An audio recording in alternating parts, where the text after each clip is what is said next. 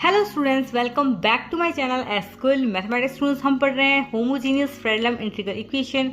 ये बुक चल रही है आपकी इंटीग्रल इक्वेशन, पेपर है आपका 4th। आज हम 2019 में एमजीएससी एमएससी मैथमेटिक्स प्रीवियस में आए हुए क्वेश्चन सॉल्व करने वाले हैं। क्वेश्चन आपका आया हुआ है सेक्शन बी से, तो फटाफट से देख लेते हैं ये क्वेश्चन किस प्रकार का होगा। इस प्रकार का क्वेश्चन मैंने लेक्चर नंबर 1 में एकदम अच्छे से डिटेल में समझाया है। इसी प्रकार का एकदम सेम क्वेश्चन है, ठीक है। तो आप लेक्चर 1 जरूर देखें, वो आपको आई बटन या एंड स्क्रीन में मिल जाएगा, यानी कि वीडियो के एंड स्क्रीन में मिल जाएगा, ठीक है। तो इस लेक्चर में आपको थोड़ा सा मैं सिंपली हिंट दे दूंगी कि ये क्वेश्चन किस प्रकार सॉल्व होगा, ठीक है। तो देखिए स्टूडेंट्स, क्वेश्चन क्या है हमारे पास। Show that the homogeneous integral equation gx is equal to lambda 0 to 1 sin pi x cos pi t gt dt has no characteristic numbers as, यानी कि ये जो हमारे पास इंटीग्रल इक्वेशन है, इसकी ना ही हमारे पास आइगन वैल्यूज है और ना ही इसके आइगन फंक्शन है, ठीक है। तो ये जो हमारे पास कैरेक्टरिस्टिक नंबर्स होते हैं उसको हम आइगन वैल्यूज भी बोलते हैं, ठीक है। इसमें आप कंफ्यूज मत होइएगा। तो देखिए स्टूडेंट्स, हमें कैसे पता चलेगा कि ये जो हमारे पास इंटीग्रल इक्वेशन है इसकी ना ही आइगन वैल्यूज है और ना ही आइगन फंक्शन है, ठीक है। तो स्टूडेंट्स, इसको पूरी डिटेल से मैंने लेक्चर नंबर 1 में समझा रखा है, वो आप लेक्चर जरूर देखें। लेकिन अभी भी मैं आपको थोड़ा सा बता देती हूँ। जब हमारे पास gx की वैल्यू 0 आ जाए, जब हम इसको सॉल्व करेंगे जो भी मेथड होगा उससे, जब हमारे पास gx की वैल्यू 0 आ जाए तो हमारे पास सॉल्यूशन क्या हो जाएगा, 0 सॉल्यूशन हो जाएगा, ठीक है। इस इक्वेशन का सॉल्यूशन क्या हो जाएगा, 0 सॉल्यूशन हो जाएगा। 0 सॉल्यूशन को हम ट्राइवियल सॉल्यूशन भी बोलते हैं। नोट दिस पॉइंट, 0 सॉल्यूशन को हम ट्राइवियल सॉल्यूशन भी बोलते हैं, ठीक है। तो देखिए स्टूडेंट्स, जैसे ही हमारे पास gx की वैल्यू 0 आ जाएगी, उससे हमें पता चल जाएगा कि इस इंटीग्रल इक्वेशन का कोई भी आइगन फंक्शन नहीं है। यदि इस इंटीग्रल इक्वेशन का आइगन फंक्शन नहीं है तो आइगन वैल्यू भी नहीं है, ठीक है। और जो हमारे पास लैम्डा इक्वल्स टू 0 है वो हमारे पास आइगन वैल्यू नहीं है। इसका पूरा डिटेल में आपको मैं लेक्चर नंबर 1 में समझा चुकी हूँ। तो स्टूडेंट्स, आप लेक्चर नंबर 1 जरूर देखें। अब इस प्रकार के क्वेश्चन को कैसे सॉल्व करते हैं वो देखते हैं फटाफट से।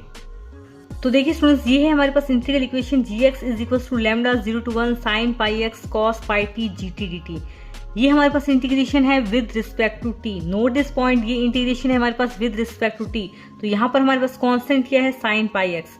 तो स्टूडेंट्स, यहाँ पर हमारे पास कांस्टेंट क्या है, sin pi x। तो इस sin pi x को हम क्या करते हैं, इंटीग्रेशन से बाहर फेंक देते हैं। अरे बिल्कुल। तो ये देखिए स्टूडेंट्स, ये हमारे पास आ गया sin pi x इंटीग्रेशन के बाहर। कैसे फेंका, एकदम बिल्कुल धक्का मार के फेंका इसको, ओके। तो देखिए स्टूडेंट्स, नेक्स्ट स्टेप में हम क्या करेंगे, ये 0 to 1 cos pi t gt dt को हम क्या मान लेंगे, c, ठीक है। तो ये हमने 0 to 1 cos pi t gt dt को लिख दिया यहाँ पर c, ठीक है। तो gx हमारे पास क्या आ गया, lambda sin pi x multiply में c, जहाँ पर c हमारे पास क्या है, 0 to 1 cos pi t gt dt, ठीक है। अब हम निकालेंगे c की वैल्यू।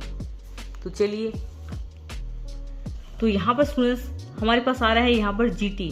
तो यहाँ पर c में हम gt की वैल्यू रखेंगे। कैसे रखेंगे, यहाँ पर जो हमारे पास gx है वो क्या है, हमारे पास फंक्शन ऑफ x है ना। ये gx हमारे पास क्या है, फंक्शन ऑफ x है। तो इसी प्रकार gt हमारे पास क्या होगा, फंक्शन ऑफ t होगा। यहाँ पर हम x की जगह, यहाँ पर स्टूडेंट्स हम gx में x की जगह t रखेंगे, तो ये हो जाएगा हमारे पास gt is equal to lambda sine pi t multiply में c। तो ये जो हमारे gt की वैल्यू है उसको उठाकर हम रख देंगे यहाँ पर, ठीक है। जो हमारे पास यहाँ पर gt की वैल्यू आई है उसको उठाकर रख देंगे आप यहाँ पर। तो c की वैल्यू हो जाएगी 0 to 1 cos pi T. gt की वैल्यू है हमारे पास लैम्डा मल्टीप्लाई में साइन पाई टी मल्टीप्लाई में c, और ये हो गया dt, ठीक है। यहाँ पर स्टूडेंट्स देखिए, हम क्या कर सकते हैं, बताओ क्या कर सकते हैं। ऊपर नीचे 2 की मल्टीप्लाई कर देते हैं, है ना। इसमें ऊपर नीचे 2 की मल्टीप्लाई कर देते हैं। क्यों कर देते हैं, ये हमारे पास फॉर्मूला बनेगा 2 cos pi T sign pi T. यहाँ पर हमारे पास लैम्डा c कांस्टेंट है और 2 कांस्टेंट है, इसको हम अगले वाले स्टेप में बाहर ले लेंगे, ठीक है। यहाँ पर हमारे पास लैम्डा c अपॉन 2 कांस्टेंट है, उसको हम अगले वाले स्टेप में बाहर ले लेंगे। तो आप जानते होंगे 2 sin a cos से हमारे पास क्या होता है, sin 2a। ये आप 12th क्लास में पढ़ चुके हैं। 2 sin a cos से हमारे पास क्या होता है, sin 2a। So students, 2 sin a cos से हमारे पास क्या होता है, sin 2a। इसी प्रकार ये हमारे पास क्या बन जाएगा, 2 cos पाई t मल्टीप्लाई में sin पाई t, एक ही बात है मल्टीप्लाई में ना। 2 sin पाई t मल्टीप्लाई में cos पाई t, ठीक है। वो हमारे पास क्या हो जाएगा, sin 2 पाई t, बिल्कुल।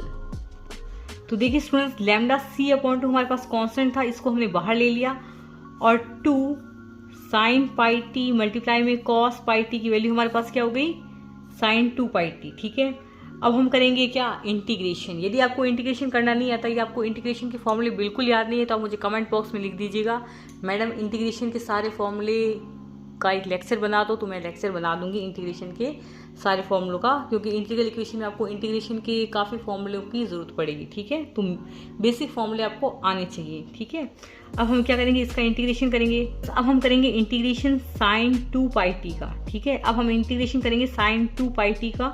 तो आप जानते होंगे इंटीग्रेशन साइन 80 हमारे पास क्या होगा, माइनस में कॉस 80 अपॉन ए, ये होगा। ये जो ए होता है यहाँ पर हमारे पास नीचे आ जाता है, तो यहाँ पर हमारे पास ए क्या है, 2 पाई, तो ये हो जाएगा माइनस में कॉस 2 पाई टी अपॉन में 2 पाई। लिमिट कहाँ से कहाँ तक जा रही है, लिमिट हमारी जा रही है 0 to 1। तो सबसे पहले हम क्या लगाएंगे, अपर लिमिट लगाएंगे।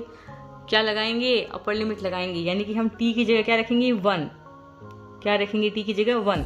तो यहाँ पर देखिए, जब हम टी की जगह 1 रखेंगे तो ये हो जाएगा हमारे पास cos 2 पाई, है ना, और cos 2 पाई हमारे पास क्या होता है, 1 होता है। cos 2 पाई की वैल्यू हमारे पास 1 होता है, तो ये हो जाएगा हमारे पास माइनस में 1 अपॉन 2 पाई। ठीक है, माइनस में cos 2 पाई की वैल्यू 1, तो ये हो जाएगा माइनस में 1 अपॉन 2 पाई। ठीक है, तो ये हो गया हमारे पास माइनस में 1 अपॉन 2 पाई। फिर लोअर लिमिट का माइनस, नोट दिस पॉइंट। ठीक है, फिर हम क्या लगाएंगे, लोअर लिमिट का माइनस। ठीक है, फिर हम इसमें लोअर लिमिट लगाएंगे, तो एक यहाँ पर माइनस पहले से ही है, एक यहाँ पर माइनस पहले से ही है, तो ये वाला माइनस।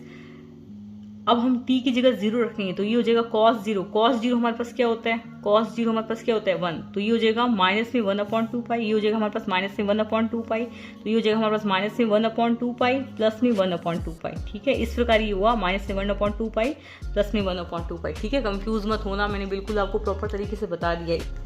तो इस बात पर एक लाइक बनता है और एक अच्छा सा कमेंट बनता है। ठीक है, आपके कमेंट्स हमें मोटिवेट करते हैं नेक्स्ट वीडियो बनाने के लिए, सो कमेंट जरूर करें। स्टूडेंट्स, ये है हमारे पास प्लस का 1 अपॉन 2 पाई, ये है हमारे पास माइनस का 1 अपॉन 2 पाई। क्या वैल्यू हो जाएगी इसकी, 0, यानी कि लैम्डा सी अपॉन 2 के साथ हमारे पास मल्टीप्लाई हो रहा है 0। तो स्टूडेंट्स, इस प्रकार हमारे पास यहाँ पर क्या चल रहा था, सी, तो इस प्रकार हमारे पास सी की वैल्यू क्या आएगी, 0। लैम्डा सी अपॉन 2 की 0 से मल्टीप्लाई करेंगे तो हमारे पास वैल्यू क्या आएगी, 0 ही आएगी। जब हमारे पास c की वैल्यू 0 आ रही है तो c की वैल्यू उठा के रखिए gx में। तो देखिए स्टूडेंट्स, c की वैल्यू हमारे पास 0 आई है, तो यहाँ पर हम c की वैल्यू रखेंगे, तो c की वैल्यू हमारे पास 0 है, तो 0 की मल्टीप्लाई हम इससे भी करेंगे तो 0 ही आएगा ना। 0 की हम किसी भी संख्या से मल्टीप्लाई करते हैं तो 0 ही आएगा। तो यहाँ से हमारे पास gx की वैल्यू क्या आ जाएगी, 0 आ जाएगी जब हम इसमें c की वैल्यू रखेंगे। तो स्टूडेंट्स, जैसे ही हमारे पास gx इज इक्वल टू 0 आएगा तो हमारे पास इक्वेशन का सॉल्यूशन क्या होगा, 0 सॉल्यूशन होगा। ठीक है, जैसे ही हमारे पास gx की वैल्यू 0 आएगी तो हमारे पास इक्वेशन का सॉल्यूशन क्या होगा, 0 सॉल्यूशन होगा, या इसको क्या बोल सकते हैं, ट्राइवल सॉल्यूशन भी बोल सकते हैं। ठीक है, thus for any lambda 1 has only solution gx is equal to 0, therefore 1 possesses near characteristic number। ठीक है,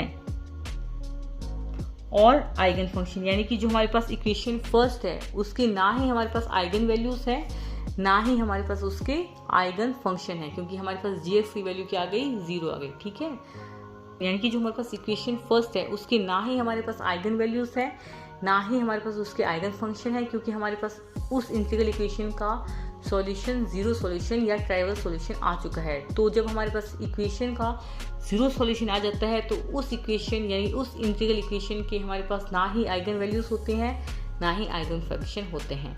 सो स्टूडेंट्स, यदि आपको और लेक्चर देखने हैं तो आप इंटीग्रल इक्वेशन नाम की प्लेलिस्ट में देख सकते हैं। तो आप पार्शियल डिफरेंशियल इक्वेशन के भी लेक्चर देख सकते हैं, जो कि आपका 4th पेपर का पार्ट है। तो ये काफ़ी इजी सा पेपर है। So students, thanks for watching this video by S Goyal mathematics. Thank you.